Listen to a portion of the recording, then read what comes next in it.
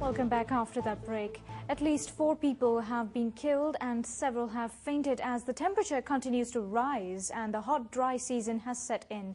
People are spending most of their days indoors, avoiding the harsh sun rays. In Punjab, temperature has risen to 49 degrees centigrade, including 47 degrees in Multan and Harunabad, 44 degrees in Faisalabad and 46 degrees in Chang.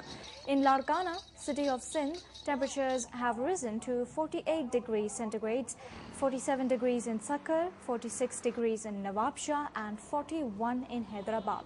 According to the Met Office, the temperature is feared to increase further in the next few days.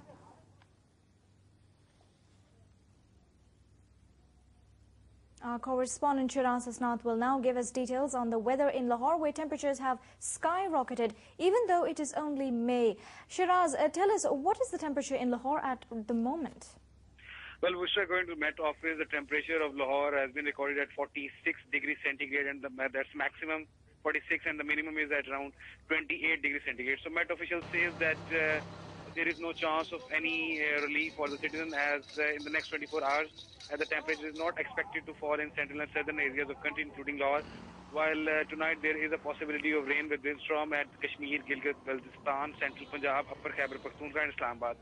And while the mercury is also predicted to fall slightly in the next 48 hours, but in the next 24 hours there is no chance.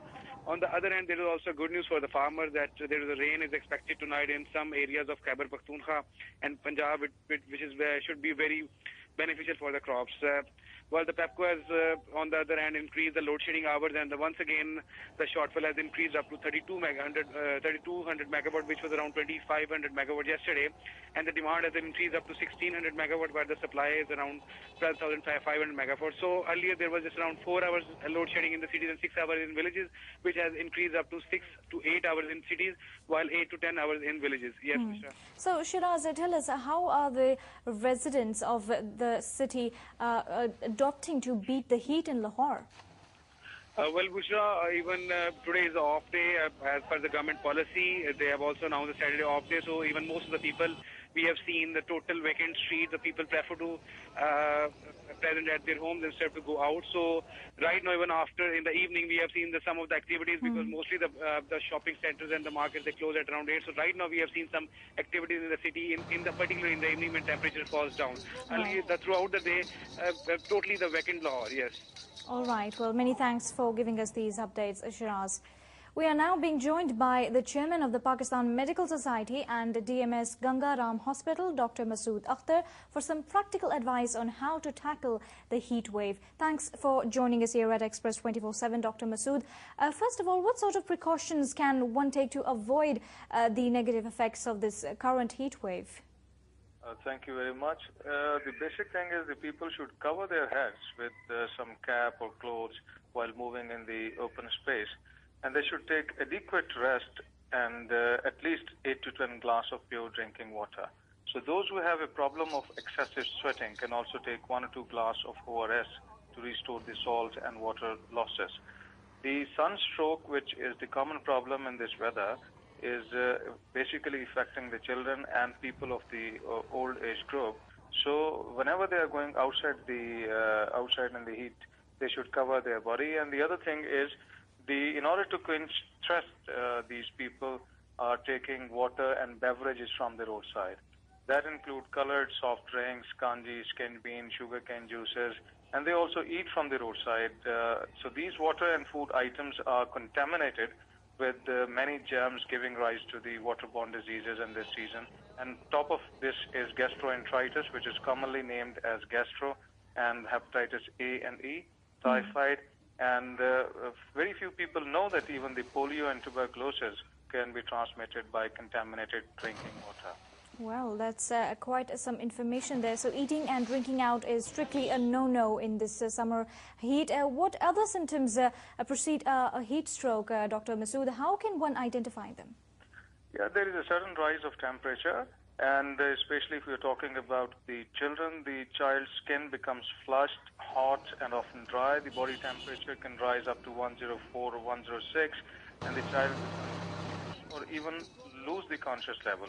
And the primary goal in treating sunstroke is to lower the temperature of the body. And some of the steps that can be taken is that you have to shift the person to some shade or indoor, remove some of the clothes, and you can also use some other devices like you can use cool towels or cold packs to his or her skin. And so anyway, we have to lower the temperature and bring it as close to 101 as possible or even lower. Right. So the life-saving thing is to bring the temperature down quickly as we can, because the sunstroke can be lethal. How is a heat stroke treated? And is the treatment different for young children and the elderly who might be at more risk, or are they one and the same? Yeah, almost the basic principle is the same. You have to bring the temperature down as early as possible, because the basic thing in this heat stroke is that the heat regulating system of your body is not working properly. So the thermostat of the body has set the temperature of our body from 104 to 106. That can even injure the major system of our body and even the brain. So the basic thing is you have to bring the temperature down, uncover the body, give him some drinks, and once he is all right, then we have to advise him accordingly so that, again, this thing doesn't happen. All right. Many thanks for giving us your views. We appreciate your time. Mr.